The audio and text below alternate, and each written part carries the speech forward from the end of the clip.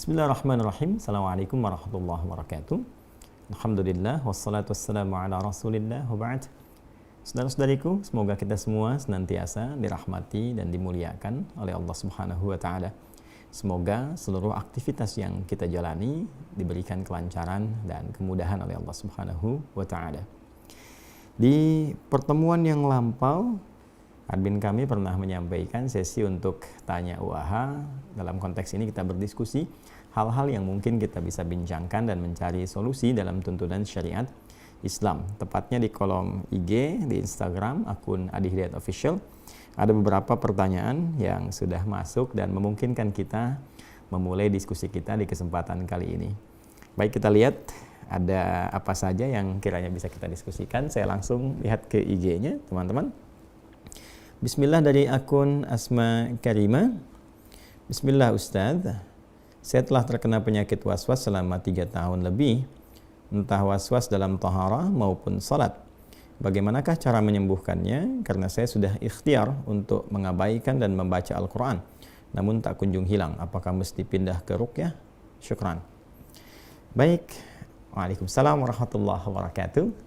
Tentunya kita bermohon kepada Allah dengan mengirimkan doa dan saling mendoakan. Semoga Allah Subhanahu wa taala senantiasa menganugerahkan rahmat, ketentraman, kedamaian dan keberkahan baik kepada Anda yang bertanya pun demikian kepada kita semua yang menyimak dan belajar dari pertanyaan yang dimaksudkan. Dan semoga Allah Subhanahu wa taala memberikan ketentraman kepada jiwa dan menghilangkan segala jenis was-was yang dibisikkan oleh setan atau para setan yang terkutuk.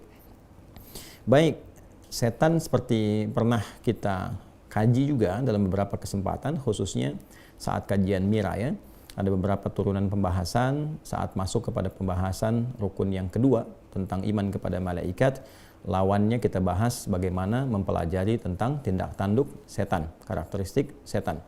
Karena menariknya malaikat disebutkan 88 kali dalam Al-Quran, berbagai karakternya, kemudian juga support kebaikannya, bagaimana kita meneladaninya sampai mendekati karakteristik-karakteristik dan kemuliaan yang melekat pada malaikat itu. Sebaliknya, setan juga disebutkan sebanyak 88 kali dalam Al-Quran, gabungan antara singular dengan bentuk jamaknya. Di sini teman-teman sekalian, ada yang menarik bahwa dari karakteristik setan yang sering ditampilkan dalam menggoda kita, memberikan was-was dalam kehidupan, alladzi yuwaswisu fi sudurin nas, ada 9 jenis setan yang dipopulerkan oleh para ulama.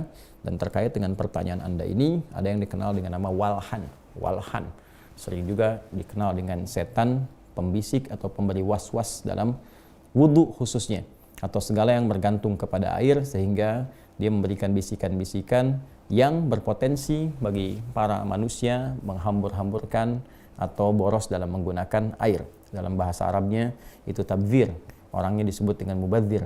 Karena itulah orang-orang yang mubadzir menggunakan sesuatu yang sia-sia atau banyak menggunakan sesuatu yang tidak bermanfaat, yaitu disebut dengan orang-orang mubadzir. Dan menariknya Al-Quran menyifati orang-orang mubadzir ini dengan sifat teman karibnya setan atau dekat dengan setan.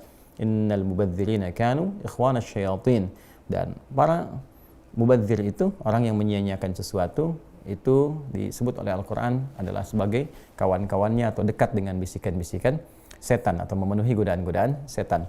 Dalam wudhu ini terkadang setan memberikan was-was ya kepada kita yang berwudu supaya lupa dalam keadaan berapa kali kita sudah membasuh. Kemudian bahkan ada orang yang sudah berwudu bahkan diberikan was-was sehingga lupa bahwa dia telah berwudu, sehingga berwudu lagi, dan puncaknya adalah tidak mampu berhemat dalam menggunakan air atau boros dalam menggunakan air wudu. Nah, bagaimana solusinya? Allah Subhanahu wa taala yang pertama memberikan kepada kita satu ajaran, satu petunjuk di Quran surah ke-23. Silahkan dicek ya, Al-Mu'minun di ayat ke-97 sampai dengan 98. Ya, di situ kita diajarkan bermohon, berdoa kepada Allah Subhanahu wa taala dikala ingin mengerjakan sesuatu, terutama khususnya ketika ada was-was yang dirasakan. Ya, qala, kemudian hamba itu bermohon berkata pada Allah Subhanahu wa taala, Rabbi a'udzubika min hamazatis syayatin wa a'udzubika rabbi ay yahdurun.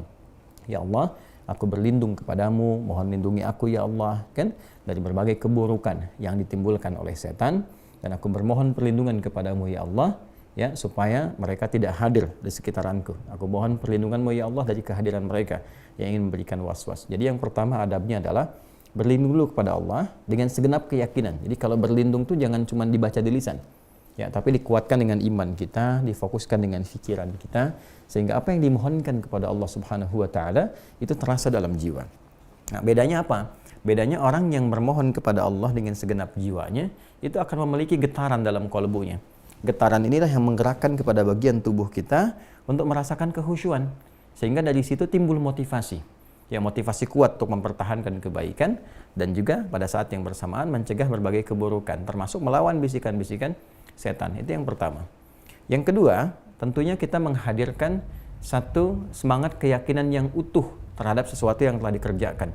Kaidah usul fikihnya berbunyi al-yaqinu la yuzalu bisyak. Jadi kalau sedang misalnya sudah berwudu, selesai wudu, kemudian ada was-was tadi batal atau enggak, ambil yang paling yakin dan putuskan pada saat itu.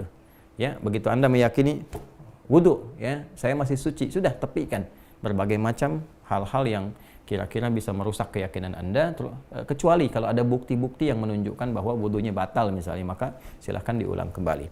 Dan yang ketiga, mempelajari tentang makna, ya, apa yang dikerjakan. Jadi dari mulai wudu, apalagi tadi disebutkan sholat juga, maka diisyaratkan dalam beberapa ayat dalam Al-Quran, juga tentunya bimbingan dari Nabi SAW, supaya kita mempelajari, ya, baik dari bacaan-bacaan ataupun juga gerakan-gerakan, kaifiyat, tata cara wudu ataupun sholat. Sehingga ketika kita mengerjakan wudu sampai dengan ke sholat, lisan mengucapkan, pikiran bisa menerjemahkan, hati bisa merasakan, memaknai, karena paham apa yang diucapkan itu. Nah, dengan memahami itu, pikiran kita tidak sibuk merenungkan yang lain atau mengikuti was-was setan, ya, tapi lebih menerjemahkan apa yang kita bacakan. Misalnya Allahu Akbar, lisan mengucap Allahu Akbar, pikiran menerjemahkan Allah Maha Besar, hati meresapi, ya Allah, aku berikrar Engkau yang Maha Agung, Maha Besar, mohon ampun kalau selama ini ada sifat-sifat yang kurang baik, merasa hebat, merasa tinggi, merasa besar dibanding orang lain. Lalu muncul kemudian kepasrahan diri kita kepada Allah dengan mengatakan, misalnya wajjahtu wajhiya lilladzi fataras samawati wal ard hanifan muslima wa ma ana minal musyrikin. Atau kita bacakan misalnya Allahumma ba'id baini wa baina khataayaya kama ba'adta bainal masyriqi wal maghrib, dan seterusnya hadis.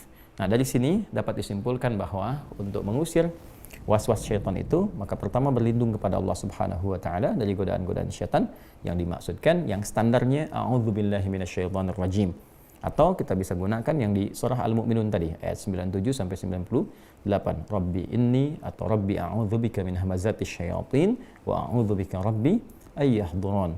Atau kita bisa bacakan misalnya surah-surah tentang perlindungan, bisa bacakan Al-Falaq, bisa bacakan An-Nas misalnya, dan spesifik di An-Nas itu kan ada ayat yang memohon perlindungan kepada Allah dari was-was syaitan secara langsung, alladzi yuwaswisu fi sudurin nas minal jinnati wan nas. Yang kedua, mohonkan perlindungan itu dengan segenap jiwa kita, segenap keyakinan kita. Jadi jangan sampai cuma lisannya yang bermohon tapi hatinya tidak mengikuti itu. Maka kuatkan dengan keyakinan pada jiwa sehingga apa yang kita mohonkan terasa getarannya pada seluruh bagian tubuh kita. Yang ketiga, ambil yang yakin apa yang kita kerjakan dan lupakan yang diragukan itu, segera tepikan, hilangkan, sehingga dengan pertahanan yang kuat ini, dengan meyakini sesuatu, aspek-aspek yang diragukan akan cepat terhindar dari apa yang sedang kita rasakan.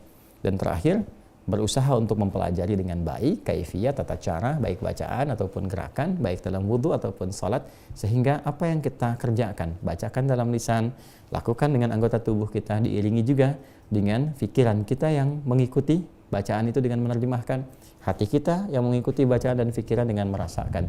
Disitulah kemudian inti kekhusyuan akan tiba. Saya kira itu yang bisa disampaikan kepada saudari kita yang tadi bertanya. Mudah-mudahan apa yang disampaikan bisa memberikan sedikit pencerahan dan bisa dipraktekkan dan menghilangkan was-was yang sedang dirasakan. Demikian saudariku Asma Karimah, semoga Allah menghilangkan was-wasnya dan mengembalikan kepada ketenangan jiwa. Terima kasih.